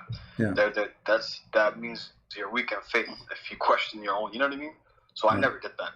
But that was the first moment. The second big thing that changed my mind was the preservation of the Quran. You know, that was a lie, big lie, big fat lie. The Quran, the Uthmanic Quran, we don't even have those manuscripts. But Mimi hijab did not help you to stay in Islam, like you could not. My friend, I used to watch Muhammad Hijab videos. That's why it's so funny. He's a kadhab, and he's a big time deceiver. So Yeah. I've came to realize that. What do you think? And you know, even when you were a Muslim, and Muhammad Hijab, he made the video saying Christian Prince is a sexual predator because I was saying to Muslim women, suckle me. Did you see that part? Mimi Hijab did. Yeah, I saw that. So what do you think about that part? Because he cut my video and the story is different. The woman, she was saying bad things about Jesus, dirty things, and then I said, well, it's your prophet who said that. So what do you think about such a fraud who changed the story to make it the opposite? Hey man, that's what he does, man. You know, he's a hypocrite, and that's what I honestly think of the whole situation. Is he's hypocritical for that, and you know, for them, you know, they don't have any like real basis. What I came to realize is the Muslims, especially even the scholars, you know. By the way, Zakir Naik is one of the biggest fools I'm coming to realize right now, just going through his videos and stuff. You feel me? But Muhammad Hijab and those guys, man, they need to muster up some sort of argument in order to refute back, and they do it through deception, they do it through flipping your words, and they do it through changing the context in which they are referring to. They use many tactics, but it's very deceptive. And now even he did editing to the video of his teacher. Even his teacher, he did editing to his video. Yasser Kadri is his sheikh, you know. Always he interview him. He asked him what to do. Yeah, suddenly he said something, and the Muslims went crazy, and now they are editing his video, taking off what he said. They are ashamed of it, and now they are waging war on him. They will say, "We refute you." Exactly. Yeah, he took off. I saw how he took off the last 30 minutes of the interview, where they're and I found that clip on Yasser Khati's channel. You know, I found that on his channel, and that's when I started questioning the preservation of the Quran. That video made me realize. So we can say that Muhammad Hijab, he helped you to leave Islam in this way, because if he did not ask that question, and he insists, you notice he want the answer, like the guy he was trying to avoid says we should not talk about this in public, but Mimi, he insisted. So you should be thankful for Muhammad Hijab to leave Islam, not me. Absolutely. Oh yeah, I saw that video too, Speaker's Corner, where he told everybody, you know, let's leave after Hatun Tash and Dr. J were exposing them with the many different types of manuscripts of the Quran that they found. The different Qurans. Yeah, I saw that video too. Yeah, I saw that. I saw, man, they do a lot of that stuff. That's not surprising to me, for me. Yeah. But those were the main two reasons why I left. You could also say the character and the moral example of Muhammad. Man, there's not a person in the history of the world that has been lied about more than Muhammad. But you know, Muhammad, he have a good character actually. He is very much like the Pirate of the Caribbean, Jack Sparrow. Jack Sparrow. You're hilarious, man. That's good. By the way, somebody saying that there is a Somalian Christian TV, so you need to search it so you can watch it if you like. Somebody is saying in the text. I've seen that. Yes. Right. So I follow them too. That you know, that really makes me smile, because that shows me that, you know, there's hope, you know, for my people, and ultimately, you know, I can help people in the future. But first, what I need to do is learn. I need to learn more about this religion so I can start exposing it myself. I was very, very angry when I figured out my whole life has been a lie. Very, very angry. So I'm going to direct that energy into learning and becoming a weapon against Islam. Hopefully for the future, because it's a dangerous religion, man. Yeah, it's a dangerous ideology. Yeah, we hope you will be able to help your people first, the Somalian people, because you speak their language, you know, and you can help them better. Yes. All right, my friend. Anything else you want to add? No, nothing else. All right. I'm so happy for you. Thank you so much for giving me the chance to speak. You're welcome. And I'd also like to say that you know, hi to everybody else in the chat for helping me, because I didn't know how to call in. They told me that I had to go through Skype. Well, next time don't use Skype. You know, you need to send Jibreel. He will squeeze me, and he will go back and squeeze you, and then we'll be connected. You know, because this is how Allah, He connect with His people. He squeezed them. He squeezed him, huh? He opened. I will knock him out like Moses. He opened the line. He opened the line by squeezing. This is, by the way. I'll make sure to remember that next time. You know, I'm surprised that the Muslim did not claim that 5G started by Jibreel. He squeezed, you know, because 5G right, squeezed you. Right, yeah. All right, my friend. Thank you for calling. God bless you and God bless your family. Take care. For sure. God bless you too, man. Thank you. All right.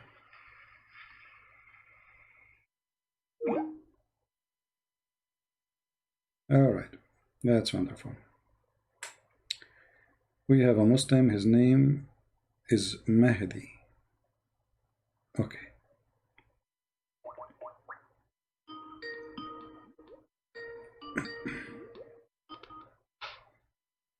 Hello? Allahu Akbar. Allahu Akbar.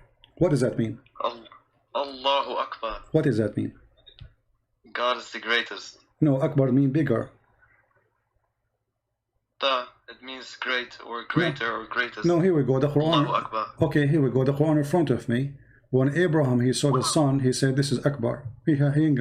So he called me just to say Allahu Akbar? Okay. Yes, Allahu Akbar. So what, okay, but how come how Abraham, he worshipped the sun and he called it Akbar?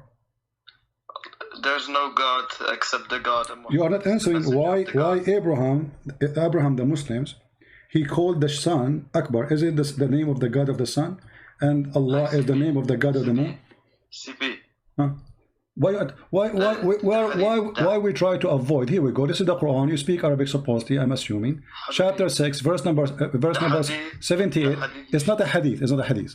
فَلَمَّا رَأَى الشَّمْسَ بَازِغَةً قَالَ هَذَا رَبِّي هَذَا أَكْبَرُ. I'm asking you. You are the one who start with Allahu Akbar. Don't change topic. Why Abraham? He called the sun Akbar. The hadith you showed in Tirmidhi about the... My friend, don't change the topic. Don't change. We will go to the hadith. We will go to the hadith. We will go to the hadith. Why Abraham, when you call me, you did not even say anything. You said, no problem, Allahu Akbar. Allah is small, Allah is big. Okay, you made me fart. Now, why Abraham, he called Allah, why Allah, he called the sun Akbar? Can you tell me? I don't care. Allahu Akbar. You don't care? Muhammad okay. is the messenger of the God. Okay, yes. Guys, Allahu Akbar. He don't care. Okay, we care. We are laughing. Akbar. We are laughing at you. Secondly, the hadith I showed you, it says what? What the hadith I showed you? What? The hadith about the Byzantines. Then, when the English translation says, then the following verse was revealed. It's not up here in the Arabic. It's not in the Arabic. Okay, let's read in Arabic. Is that okay? You are a liar. Where's the word thumma? You are a liar. Okay, let us see. Okay, we will see. Okay, don't hang up, potato. Don't hang up. I want you to read in Arabic. You see the coward here, hang up. He hang up. He don't want to read it. He said it's not in Arabic. Potato. Potato and the coward. I mean, you are not even a man to read what you said to me. It's not there. قال لما كان يوم بدر ظهرت الروم على فارس فأعجب ذلك المؤمنين. You're a potato. Allahu Akbar. Allahu Akbar. Your prophet, he said to you, when you say Allahu Akbar, that will scare us, we laugh. We went to Iraq, Muslims shout Allahu Akbar, they lost. We went to Syria, Muslims shout Allahu Akbar, they lost. We went wherever we go, Muslims shout Allahu Akbar, they lose. And here we go. You shout Allahu Akbar, you got busted. Allah Akbar, Allah smaller did not help you. Oh, the screen is not up, sorry. Let me put the screen. Give me a second. Here we go. عن أبي سعيد قال لما كان يوم بدر ظهرت الروم على فارس فأعجب ذلك المؤمنين فنزلت. When the day of Badr, in the day of Badr, the Roman were victorious over the Persian. And if you are a man, I challenge you to call and to read and to say, it doesn't say that. Coward. You see, he accused me to be lying, and now it's very embarrassing. We have it in the screen. Feel free to call and read. And you have no excuse, you know Arabic. Because if you don't know Arabic, how you say in Arabic doesn't say that, CP.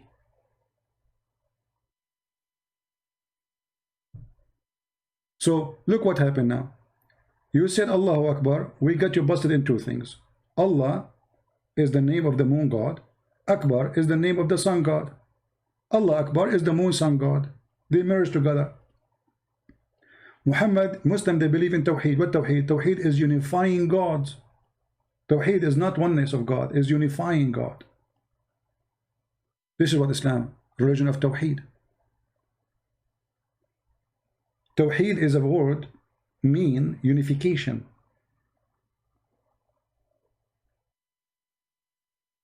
How you can unify God if he is one? United States of America?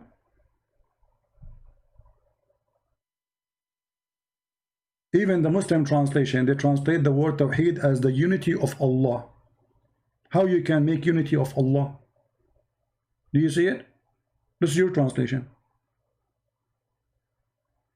Unity of Allah. If Allah is one, how you do unity of Allah? So what I will do now, I will call Akbar, I will call Allah, I will call his daughters, and we will agree to make unity. Please don't make a fight. Let us make a unity of Allah. Hang up. People are laughing at you. Allahu Akbar. Allahu Akbar. Allahu Akbar. And don't forget to bend over, by the way, and shaitan take care from your bum. Do you know that? Do you know that each time you say Allahu Akbar, shaitan, he fart? I mean, look at the connection between gas breaking and the name of Allah according to your prophet. Look what you did to your prophet. You brought humiliation now. Huh.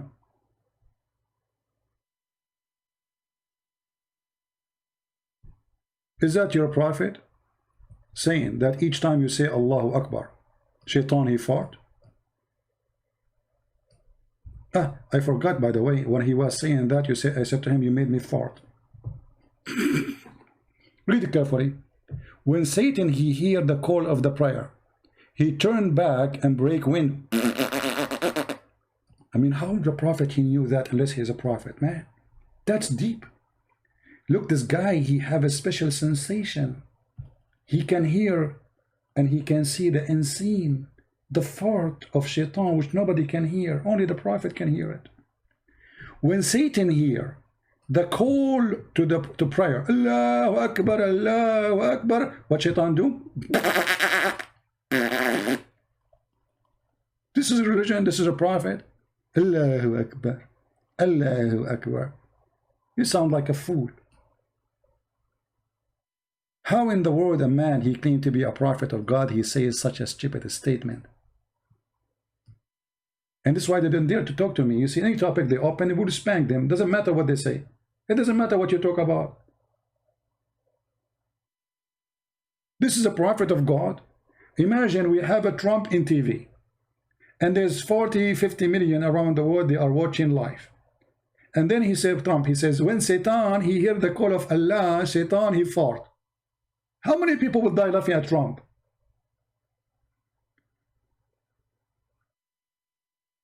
You are possessed by the devil Muhammad to the point you didn't see the stupidity. Allahu Akbar, Allahu Akbar. What does that mean? And Allah is Akbar from what? Allah comparing himself to what? To mosquito? God is comparing himself, because Akbar in Arabic is, you know, like in English you say big and bigger.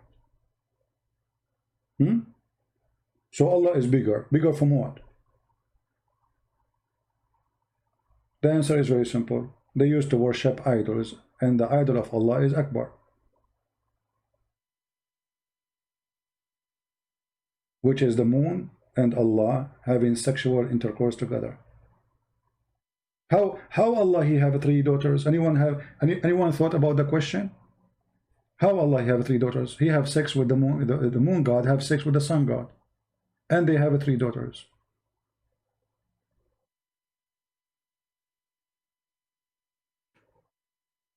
Did you ask yourself, the Arab, they were worshipping the daughters of Allah, where Allah got his daughters from? And the Arab always, they hated the Akbar, the sun god. Why? Because he bring distortion, drought, no rain, no water, grass die, animal die, heat.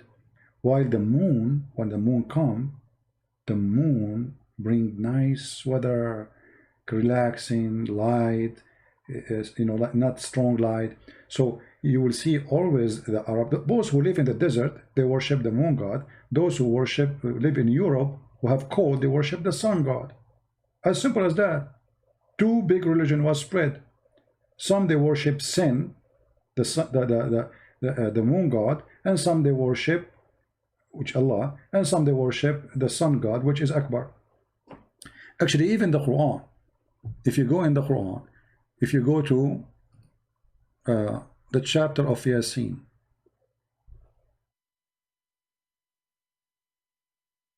Yasin, okay, what does that mean? What the heck is that? Muhammad praising the moon god.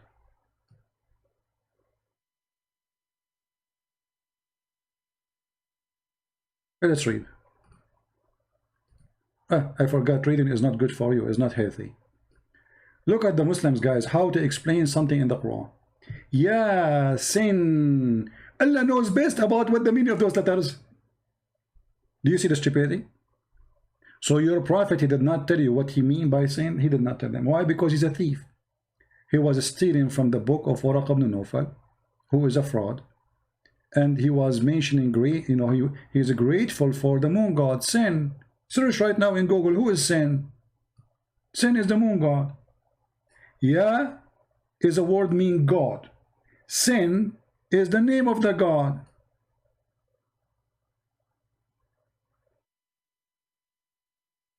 And this word, by the way, is Aramaic. So why Allah, who is speaking to you in Arabic, as the Quran says, he say Ya, Sin, and both of them, they are not Arabic. Neither Ya is Arabic, neither Sin is Arabic. So why they are there? He is quoting God's Sin. Chapter 36, verse number 1. And this is Tafsir At-Tabari, and this is your official government website of the Kingdom of Jordan. The Muslim, they try to explain it. They say sin, different one. He says it's meaning human in the Aramaic language. Sin meaning human in Aramaic language. Potato. Read it. It says, here we go. Ya sin, oh human being, in the Syriac language. So they agree, first of all, that this is a Syriac language, but the meaning is not correct about sin as a human. But they admit that this is a Syriac language. No, chapter 36, verse number 1. 36, verse number 1. Allahu Akbar. Allahu Akbar. Allahu Akbar. And Shaitan is farting. So you say Allahu Akbar, Shaitan fart. Look at the connection. That means Shaitan, he fart 5 times a day. That explains global warming. And people, they were complaining about global warming. Al Gore was making lecturer, forgetting that the most reason, it's not the cow, it's not the cars, it is Islam. Because as Muslim, they say Allahu Akbar, Shaitan, he fart. And what is fart? Is methanol. So global warming, you know, happening because of Shaitan. A prophet says so. There's a video of a guy in YouTube, you can watch it. You will die laughing. He is explaining how Shaitan, he fart when he say Allahu Akbar, when you pray. And then he explained how Shaitan go inside your anus and he play with it and he block it for 20 minutes, 30 minutes, 1 hour. He say you go inside the bathroom, you think it's going to stay there for 5 minutes, and then you start pushing, You watch the video, I mean, you would die laughing. And the Muslim, they were dying laughing, and in order to shut them up, he says, the hadith says so, the hadith so, which means don't laugh. This is the Prophet saying that. The hadith says so. Which means it's not him, the donkey, was saying that, the big donkey is Muhammad. The hadith says so. No, the hadith says so. Don't forget, by the way, tomorrow, guys, we will be live on air in the Quality of Life. We have the link underneath of the video here. And if you copy of my video, please share the quality of life link too, so people can subscribe too.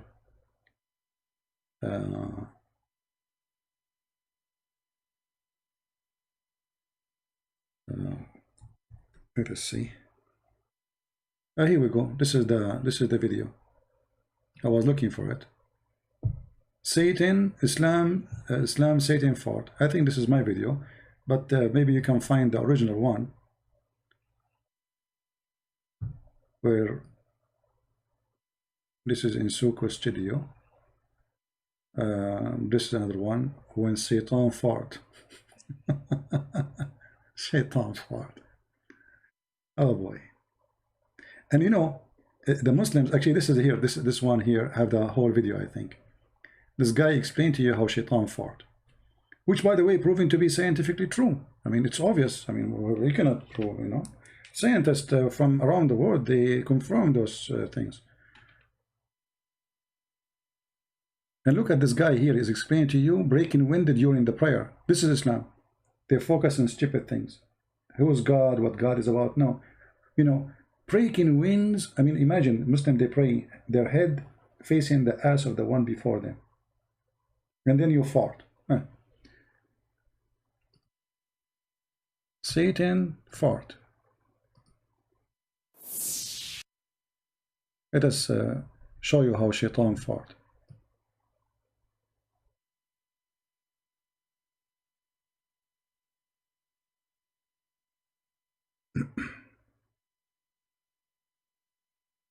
Okay.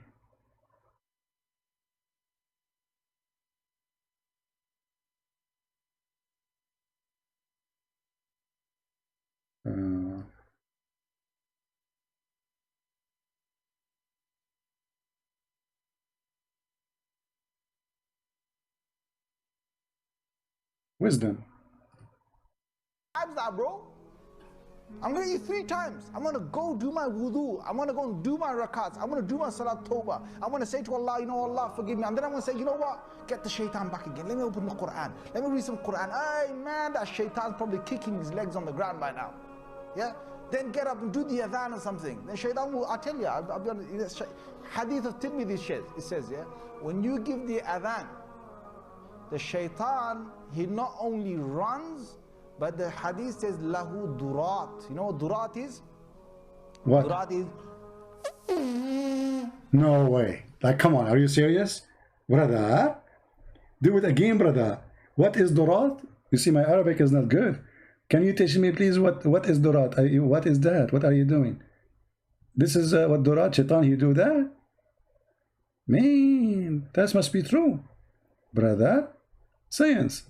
He not only runs, but the hadith says lahu durat. You know what durat is? No, we don't know. Durat is... Man. He runs, and as he's running, yeah, his fart comes out. Lahu durat. I'm not making this, the hadith. See, the Muslims start laughing. He says, this is not making it up. This is hadith. The Prophet says so. The Prophet says so. I'm not making it up. Don't laugh at me. I am not the joker. It's Muhammad the joker. So that shaitan made me do sin? Get up. Yeah, just get up. Just give the adhan. Right? That shaitan, you're gonna make him leak some serious gas. You are going to make the shaitan leak serious gas. What is the guy? Allahu Akbar. My friend, let me say to you, Allahu Akbar again. Allahu Akbar. Shaitan, he leaks serious leak. And what is it? Gas? Do you think we can fix his radiator? What I say, stupidity is amazing. I mean it, you know. Yeah. Let us skip a little bit. Where he talk about you going to the bathroom.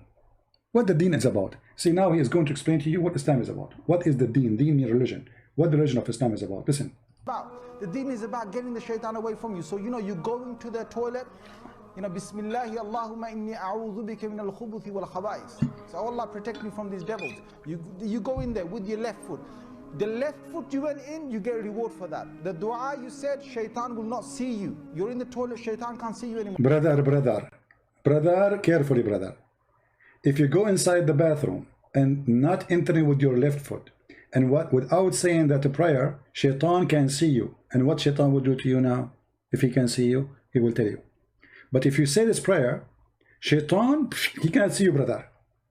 You have to say this prayer and you enter with the left foot. Superstition religion. Stupidity. So you have to enter with the left foot and you have to say a certain prayer. أعوذ بالله من الخبث والخبائث.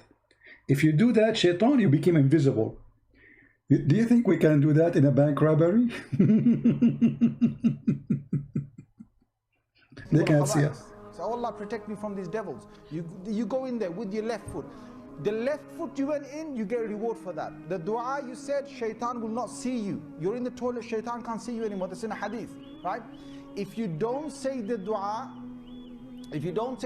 what happens is the shaitan not only comes inside, but the hadith of Tirmidhi says he plays with your bowels. Oh boy.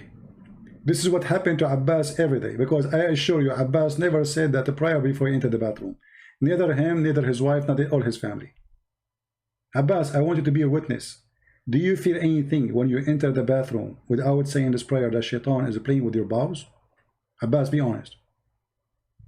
What, the guy who said Allahu Akbar, do you wanna witness that this is true? Do you feel anything really? Shaitan, he go inside your bum, inside your anus. Will not see you. You're in the toilet, shaitan can't see you anymore. That's in a hadith, right? If you don't say the dua, what happens is the shaitan not only comes inside, but the hadith of Tirmidhi says he plays with your bowels. Oh boy. He plays with your bowels. So you're inside there, you think. And look, he's explaining to you, and you look down at his bum. He play with your bowels. He play with your bowels. He play with your bowels. Not only his inside where? Inside your anus. He go inside your anus and he play with your bowels. Did you hear it? I mean, this is what they teach in their mosque. And then you wonder why somebody want to do suicide bombing? If people listen to this and they believe in this. So what we are talking about? He play with your bowels. Shaitan, he go inside if you don't say that prayer. Well, Muhammad, he spent 40 years of his life, was not a Muslim. That means shaitan was playing with his anus for 40 years. I mean, Muhammad, you've been really screwed, literally. 40 years shaitan playing with your anus. And Allah did not send you the prayer to say how to protect yourself. What is that prayer? Is Ali Baba open the cave? If you don't say the dua, what happens is the shaitan not only comes inside, but the hadith of Tirmidhi says he plays with your bowels. He plays with the bowels. So you're inside there, you're thinking you're going to be out there in 5 minutes. He's taking you 20 minutes and you're still not halfway there. You know why? Because shaitan is going, ooh, la la.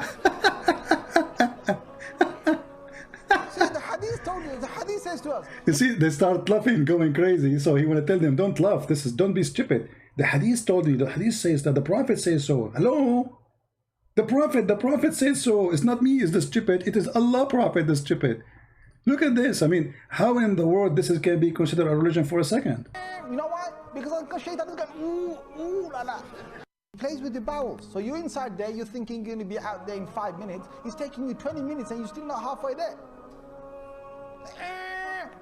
You know why? Because shaitan is going, ooh, la la. See, the hadith told you, the hadith says to us, he plays with your bowels. Seriously? He plays with the bowels. So you say the dua, Allah protects you. Right? You come out of the toilet, ghufranak, Allah forgive me. Even you have to say words after you get out of the toilet. Why? You have to say forgive me. Forgive me for what? For doing poo-poo?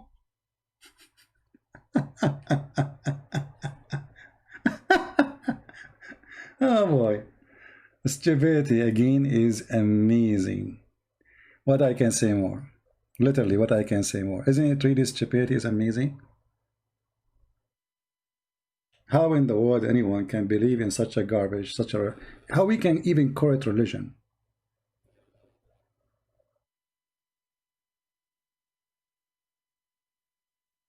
You know what I mean? Okay, we have an ex-Muslim. She have questions. Let's see what she want to say. The person whom you're trying to reach is currently... Okay, well, busy. All right. Hello? Hi, CP. How are you? Hello? Can you hear me? Yes, I hear you. Go ahead. Thank you so much for having me. You're welcome. So I had a question about, is Muhammad really a descendant from Bani Hashim? From Bani Hashim? I don't think so. I don't think Muhammad, you see, there is no proof that Muhammad is descendant to anyone. And I believe the reason, one of the proof of that, Muhammad's family themselves, they rejected him and they sent him to a Bedouin women in the desert, and nobody wanted to have him. Can you show where, like, with sources, please? Okay, let us see. Let us see. I'm so happy you, like, took my call. Oh, you're welcome. You know, but sometimes because we say Muslims only. Yeah, it's so unfair, seriously. Well, you know, we have like other channel, the Quality of Life, and there we yeah, take. but then you can't call about Islam. You're just sick and tired of we Islam. don't. Yeah, exactly. You don't want to talk about 24/7. Yeah, let us see where we can get you some reference.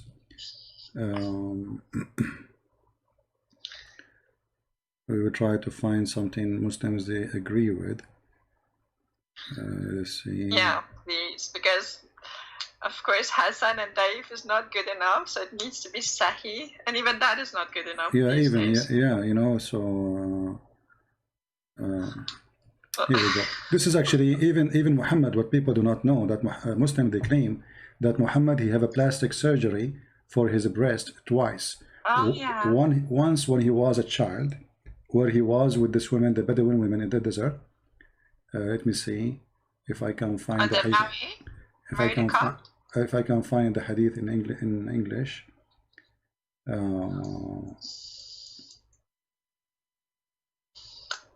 Yeah, have you seen these little videos of you with cartoons, like where you just like are sort of like a man baby and you're lying? Have you seen those series? I'm not sure. It's and when you investigate, you see that they're lying again. These apologists are so sad, Islamic apologists. Seriously. Yeah, well, they are kids. It's okay. They help us at the end of the day. They don't. They do the opposite. You know, people when they find out that they lie and then they gaslight it on you. Like they lie exactly. It's their lie, but then they gaslight it on you. Yeah. Let us see. So I'm really interested to prove that Bani Hashim, he's not it, because they say, well, he was a very respected, like rich man who was like known all over the place. And I remembered you saying that nobody even knew him, and also giving Khadija as an example, as in like even after she married 2 times and had so many children, her father was not like willing to give her away to a good-looking younger man. Yeah, because that's insane. Because you know, because a man who his daughter, she is married to many husbands before, she have tons of kids, and nobody will really marry her. I mean, even now, if you are a woman and married and you have many kids, you will have difficulty to find a man who will marry you. So why her family they reject Muhammad if he is from a great family? But let me tell you why. Because he was such a good person, Muhammad. He just wanted to be with someone who he loved. He didn't care about the dogma of the day, and he married someone who was even married 2 times and had so many children. Yeah. He's such a great man. I mean, like the things that they say about it. I mean, the guy was obviously a pedophile, right? Because after that, right away, he just like from 15 years older to like 6 or something. It's just insane that he is like an obvious pedophile, and yet when you give an example of like, look, he married Khadija only for power, and she was like this and this woman, it's like, no, astaghfirullah. Yeah. You see here the hadith here, I found one in English, the rest are in Arabic, and this is the problem. Most of the Islamic reference. Which one is this? Because I'm on the phone, I can't see. This is Sahih Muslim. I will post the link in the. Oh, actually, my screen is not on. Sorry. This is Sahih Muslim, hadith number 162C, and here you see the story supposedly. This is a proof that Muhammad he was suffering from epilepsy. You know, he fell down in the ground. They thought he is dead, MashaAllah, MashaAllah. He had everything. Yeah, he had everything in him. Yeah, but here the Muslim, they claim that the angels, they come to him and they cut his chest. And this is, you will see that this story repeated twice. Once when he was in Mecca, like as a Angels grown cut man. his chest? Angels or demons? No, according to the story, angels. Angel Jibreel, Dr. Jibreel. Yeah, Dr. Jibreel is very well known as a surgeon. He do surgery too. So Muhammad, he have a problem with his breast. So Jibreel, he did cut his chest and he extended his breast. And actually, there's a verse about it in the Quran. It says, "Sharah laka sadrak." You know? Yeah. So, and this story repeated twice. And here the question to the Muslim is, why Allah, he did the same surgery twice? Why? The first one was a failure. Why Allah, he made the same surgery to him when he was a kid, and then he made the same surgery when he is a man. But is this somehow proof that he was not from the Bani Hashim? I don't think so, right? It's not well, related I mean, to my question. to prove it, you have to go analyze information. It doesn't come like, there's nowhere it says, no, he is not, you know. But there's like hadith says he is the same as a palm tree, which nobody knows how it came. Like a palm tree appears suddenly in the desert. But you will notice that there is like a hadith about people who came to claim that Muhammad is their son. You know, they claim literally that Muhammad is their son. The family of Muhammad, all of them, they rejected him. They sent him to a woman.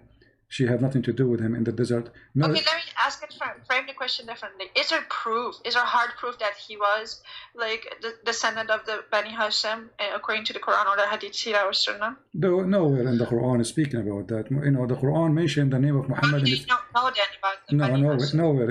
And this is where. This is what to, of course, Ishmael. This is what makes it funny. How come the Quran mentioned that this is the son of this and this is the son of that, and then when it's come to Muhammad, it says nothing about him. Who is his father? Where he is even born? Abdullah was his father, right? Yeah, but the Quran never. Was dead no, 4 years before Abdullah is not his father. Abdullah is an Arabic word used for anyone who is unknown, slave of Allah. So if something happened, and you saw somebody, a man doing something, let us say you are on the street, and they ask you what his name, you say Abdullah, which means anyone, slave of Allah, I don't know, you know. So slave of Allah, the name of the father of Muhammad, proving two things.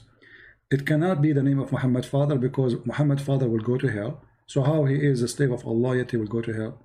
Number two, all the sons of the grandfather of Muhammad, they have names of the idols of Quraysh. Muslim, they claim that the family of Muhammad, they are like the grandfather, he was Hanif, but this is a lie. All of us, we knew that from his children's Abdul Uzza, Abdul Manaf, Abdul Manat, etc., all the names, they are the slaves of the idols around the Kaaba.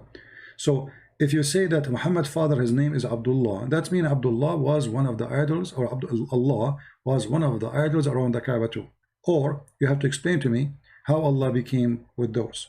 And what is the proof that Abdullah really was the father of Muhammad? There's no proof.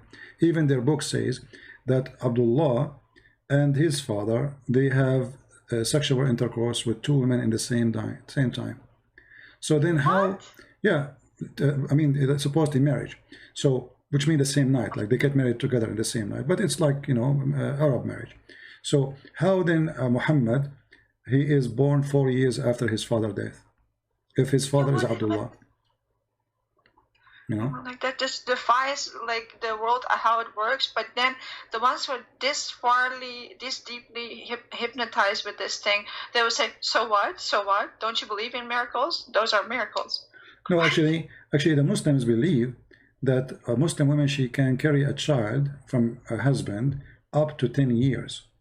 Let us see if I can find you the reference. We showed it before, and all of this is just to cover how Muhammad's story happened. Let us see. We can use Google Translation to show what Muslims believe, and you will see how hilarious it is. Okay, let us open this page here.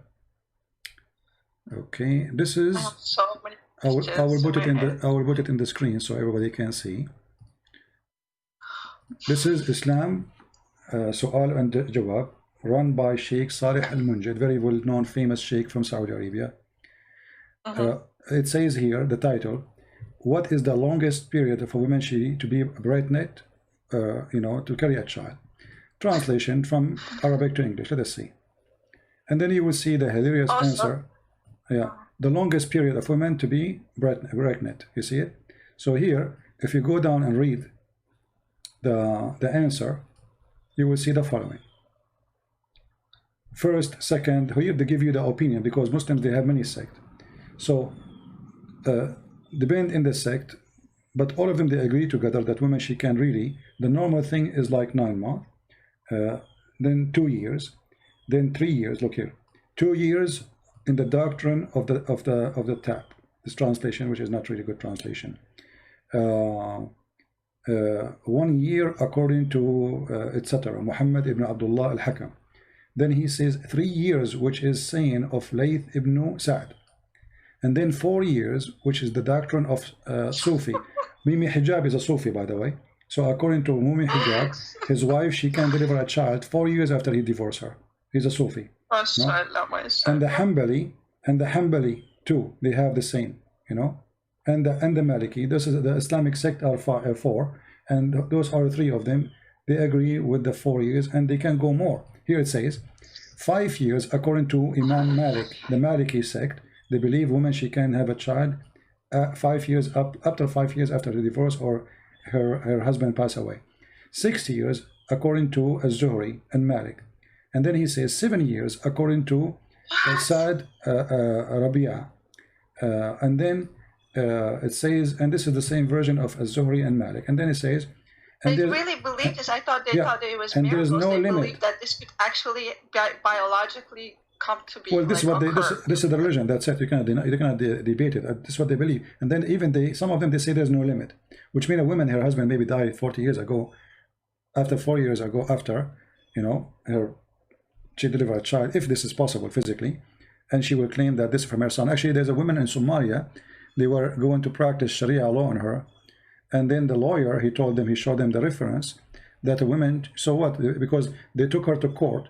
Because 2 years after her husband passed away, she delivered a child. So obviously she is doing illegal relation, So they took her to the court, and then the lawyer, he showed him that according to Islam, a woman, she can deliver after 7 years. There's no proof that she is committing adultery. Use a purpose, then if you define. So he saved her. The laws of nature, you can maybe use it in court. Yeah, that's the only place you can maybe abuse it. So he saved her from being stoned to death. Because Islam teach women, she can be even don't limit. There's no limit in some opinion. There's no limit. When women, she can, there's no limit. She could be pregnant for 100 years. Yeah. Well, Subhanallah. All right, my dear sister. I learned a lot. Okay, thank you so much. I have a million questions, but you have other stuff to answer. But thank you so much for answering my question. Thank you very much. Take care. Bye-bye. God bless you. Bye-bye. Yeah, actually, I got to go soon. My room here is getting so hot, and I'm not putting the fan on me, so the fan will not hit the microphone, but I'm literally sweating. I'm burning. Very hot.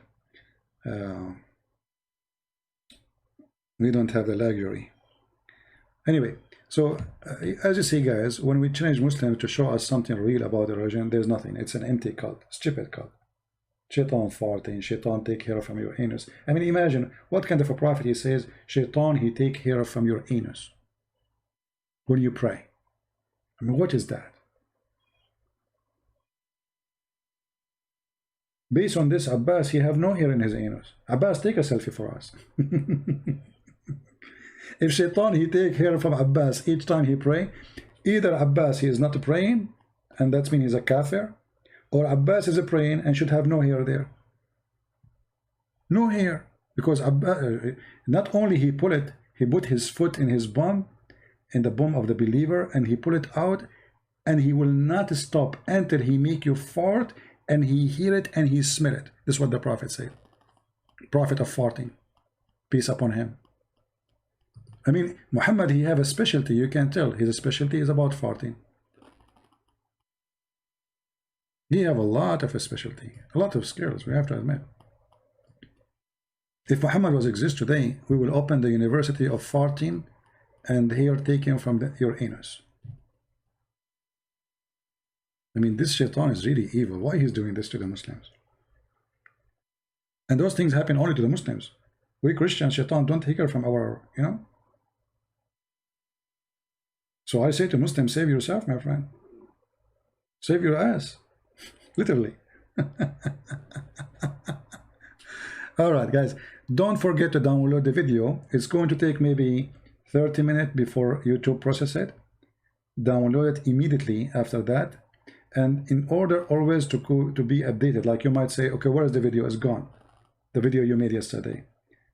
Subscribe to the channels. There's many channels. They have a huge subscribers. Even some of them maybe more than me. You can subscribe to their channels for they download my videos always. This way you support them. In the same time, you get the videos. And don't forget, tomorrow we will be in the quality of life. We will be live, and all Christians are welcome to call. The quality of life is an account where we use it only to speak about topic have nothing to do with the garbage of Muhammad. No Islam there, period. So the link is down in the info. Click in it, open it, subscribe to the other channel, and join us tomorrow. And we have a special topic there to talk about.